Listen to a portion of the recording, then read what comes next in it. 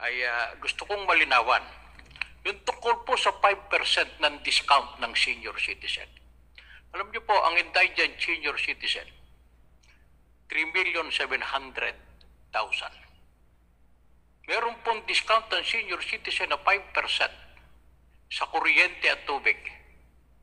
Ito pong tungkol sa kuryente, sa Meralco.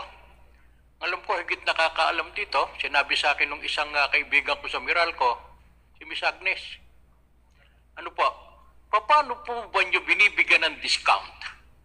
Ang mga senior citizen at ilang kilowatts ang pinagbabasihan nyo bago nyo sila bigyan ng 5%. Pumari po, sagutin nyo lang po ito dahil nakikinig at nananood ang lahat ng senior citizen sa buong Pilipinas.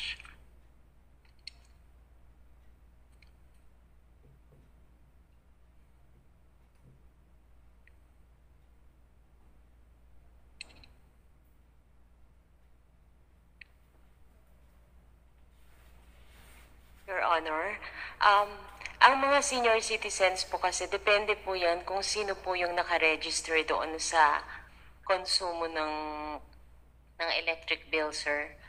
So, nagkakaroon pa po ng investigation si Meralco on that at doon lang po kami nag-validate pagkaan. Mukha pong hindi malinaw yung inyong kasagutan. Mukha po, nakapangalan sa akin yung bill namin. At karamihan din po ng senior citizen, yung mga padre de pamilya, sa kanila po nakapangalan, lalo na yung mga indigents. Ang tinatanong ko po, para po hindi tayo magtagal, diretsahan ang sagot. Ilang kilowatts ang ibinibigay nyo sa porsyento para sa 5% ng senior citizens? Sir, babalikan po namin kayo sa datos niyan. Sandali lang po. Yung pong ibinibigay nyo na 5% sa senior citizen, ilang pong kilowatts ang dapat makonsumo ng padre de pamilya o head of the family na senior citizen? Sir, para po sa mga 0 to 200 kilowatt hours, ito po Pakilakas ay... nga po, ma'am. Sir, ito po ay per kilowatt hour po. Ito po ay 0.0001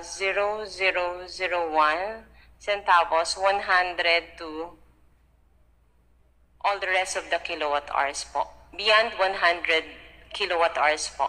Meron Opa. po siyang senior citizen subsidy po. Opo, paano nga po meron po bang mga application na pipirmahan o doon po sa kilowatt na binabasa ng inyong tauhan sa mga metro ng tahanan ng senior citizen?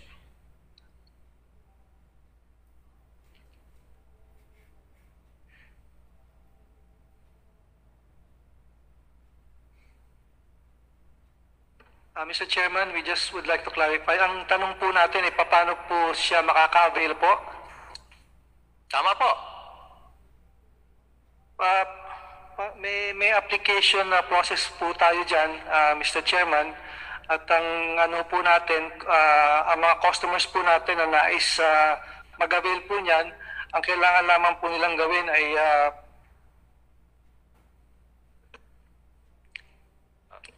Mr. Chair, pwede po bang sagutin? Sige po, sige po. Sige po. Okay. Ayon po sa guidelines ng Energy Regulatory Commission.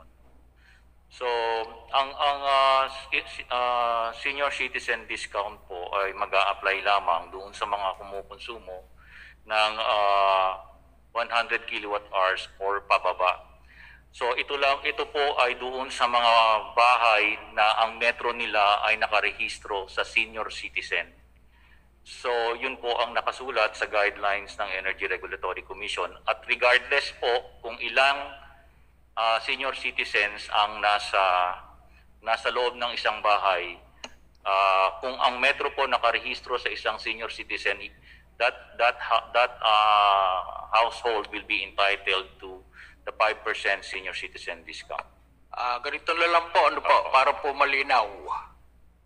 Alam niyo po, ang indigent na senior citizen, 3,700,000. na bihira namang kumonsumo ng 100 kilowatts na sinasabi nyo.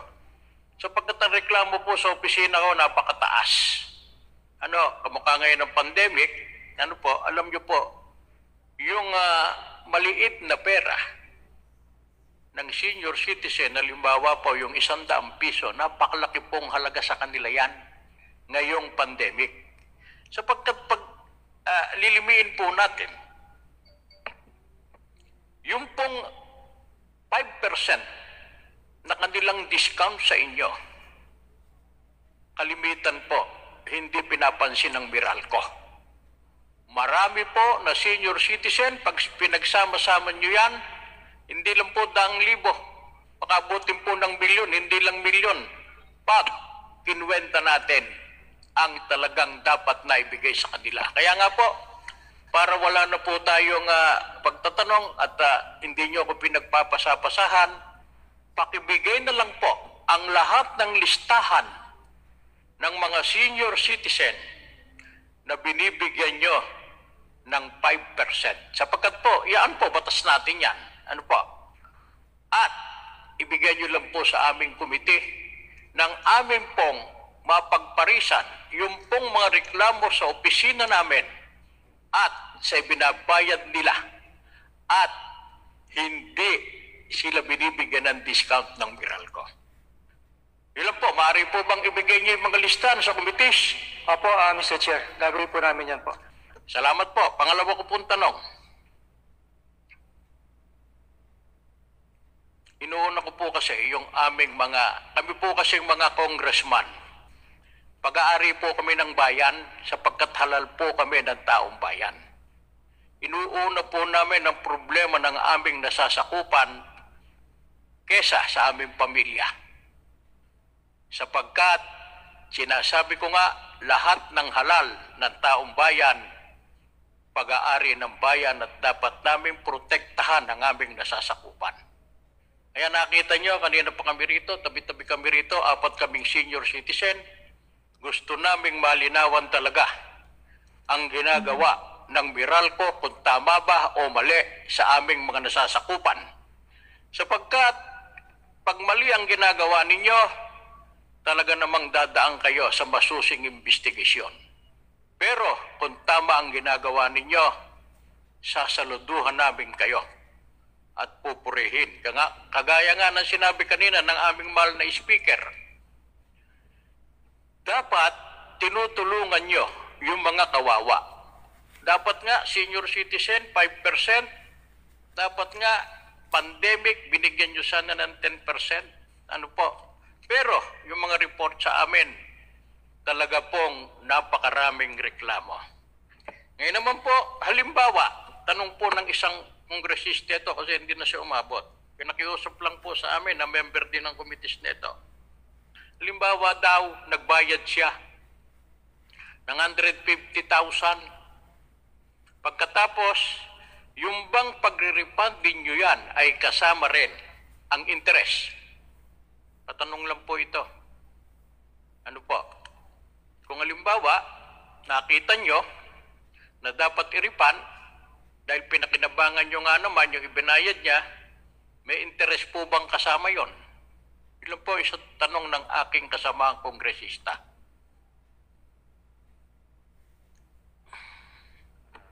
Sa ngayon po, Mr. Chair, wala po yan dahil hindi po yan kasama dun sa guideline po na naipalabas po ng ERC po.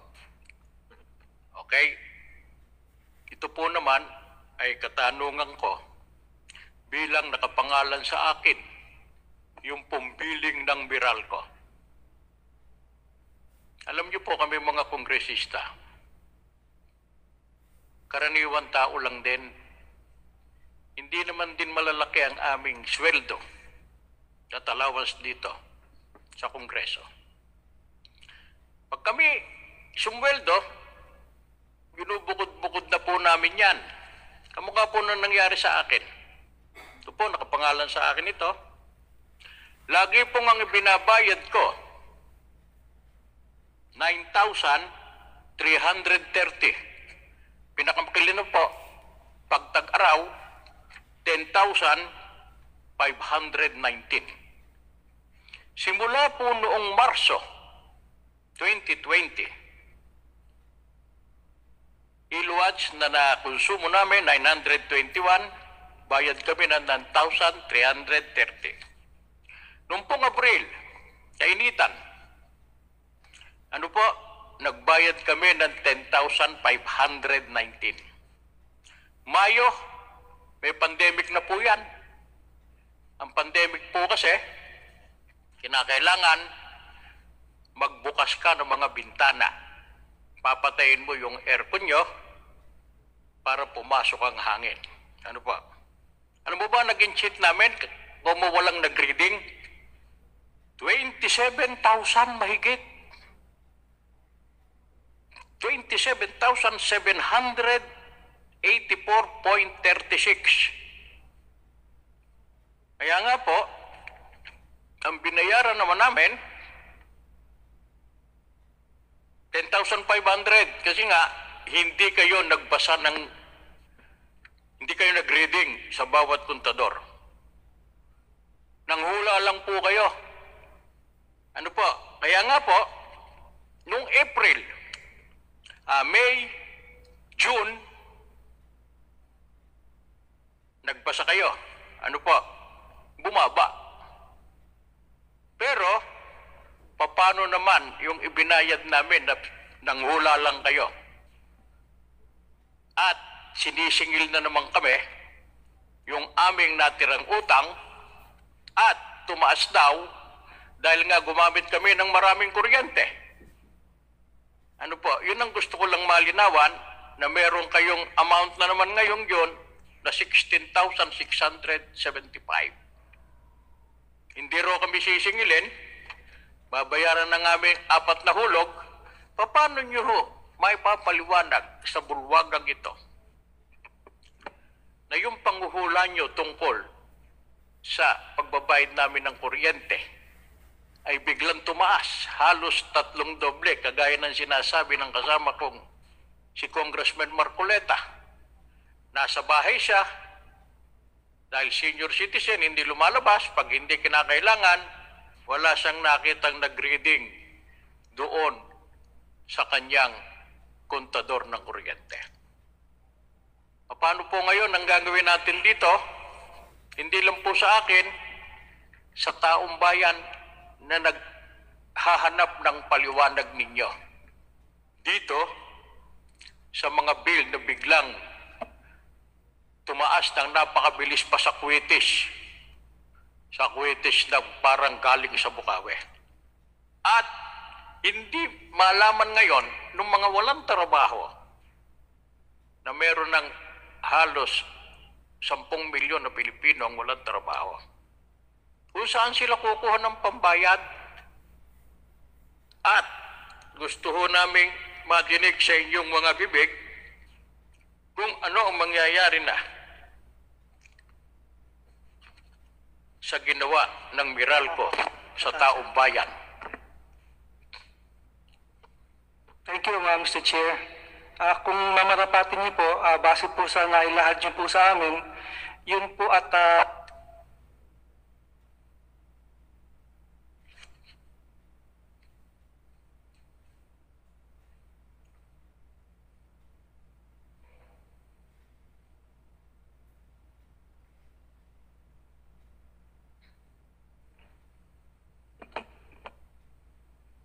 Mr. Chairman, marami pong salamat. Base po sa nabanggit po namin kanina at dun sa nailahad niyo po, sa pagkakaintindi po namin, yung pong billing niyo po noong Marso at Abril, yan po ay estimated dahilan po sa hindi po nakalabas yung mga nagbabasa ng metro po natin. Kaya nga po, pag tinignan niyo yung billing po ninyo sa nailahad niyo sa amin, 9,000 at saka 10,000 po yata ang nabanggit ninyo. Naayon naman po yan sa average po ninyo, no? Dahil in-average po namin yan base sa last 3 months consumption. Ngayon po, alam naman po natin noong Marso at Abril, medyo mainit po ang panahon at nag-ECQ nga po, kaya karamihan po sa atin ay nanatili sa ating mga tahanan at gumamit po nagdagdag po ng konsumo ng kuryente. Ngayon po, nung pagdating po ng Mayo, yung bill niyo po ng Mayo dyan, nabanggit niyo po mga 22,000 po. Ang bill niyo nung Mayo, o 27 po ba, o 22, Mr. Chairman? 27,000 po. 27,000 po. 708. Opo, yan po yung reading na ginawa na po natin nung Mayo, no? At yung reading po na yan po ay kumukover po yan ng 3 buwang konsumo po, no? Kasi po yung reading po na huling binasa po natin, ito po ay ginawa noong Pebrero. Nung Mayo po nag-reading tayo, kaya pag sinuma total po natin, yung 27,000, 28,000 po, kasama yung naibayad yung 19,000, magto-total po yan ng mga 47,000 po, no? Pag dinivide natin by 3, yung 3 buwan po na kinocover niyan, lalabas po ang average po niyan, mga nasa mga almost 16,000 po na konsumo, Mr. Chairman. At kung ikukumpara po natin sa konsumo niyo po nung previous months po, nung nakaraan, makikita po natin na talaga naman pong tumaas ng mga nasa mga 40 to 50% po. Yan po yung explanation po dun sa billing po ninyo base po sa nailahad nyo sa amin. Yun naman pong June bill na natanggap niyo po, yan po ay actual reading na naman po na ginawa ng mga meter reader po natin nung June po, no? Kaya ang comparison po niyan, pag tinignan niyo po, yung previous bill meter reading po nung Mayo, ibabawas niyo po sa meter reading ng Hunyo, yan po yung sinasabi niyo na billing naman ng 16,000 pesos po. Kaya kung titingnan po natin yung kabuuan po na average consumption po ng ECQ period between March to May and June, medyo nagkakalapit-lapit naman po sila, Mr. Chairman. Patunay po ito na dahilan po na nasa tahanan po tayo ng mga panahon na yon, kaya po nagkaroon ng increase po ng konsumo. Yung mga customer naman po natin na nasa ganyang sitwasyon po, nabanggit po namin kanina, binigyan naman po natin ng pagkakataon na ang babayaran lang po nila ay 1/4 lang po, no, 25%, sa kadahilanan po ng 4 na buwan na installment payment po, Mr. Chairman. So, yun lang po ang aming paliwanag po, Mr. Chair. Yung paliwanag niyo po kasi, dito lang sa pandemic kaya tumaas. Ayun po, lahat po ng billing ko, ano po, lagi lang naglalaro sa 9,000, pinakamataas na 10,000. Ano po, ilang taon na po yan? Since, siguro mga 2004 pa. Dito lang talaga para nga makikita nyo yung drop. Ano po, yung pong mga comparison. Yun lang po talagang hindi nyo binasa. Kaya po tumaas. Kaya nga, ako naman, talagang ayoko munang bayaran hanggat walang clearance. Pero siyempre, yung pong mga ang ating may bahay, talaga pong kahit paano, ayon yung mapagutan tayo ng kuryente. Ngayon, yung paliwanag nyo na yan, sana naunawaan ng nakakapanood sa atin sa buong Pilipinas, lalo na po yung sektor ko. Alam nyo naman po yung mga senior. At ito po, yun lang po ang talagang iniling ko, Mr. Chair. Bigay lang po na sana lang yung listahan na nag-a-avail ng 5% para makumpara namin sa buong nasasakupan nyo, sa buong Pilipinas, yung pong binabayaran ng mga senior citizen at hindi po talaga nagkakaroon ng katuparan yung iba na nabibigyan ng 5%. Ayun lang po, kagalang-galang na Chair, at sana sa susunod na pagharap, maibigay nyo na sa amin yung hinihingi kong mga listahan para naman sa 10% na populasyon ng buong Pilipinas ang nakatatanda ng ating bansa. Salamat po, Mr. Chair.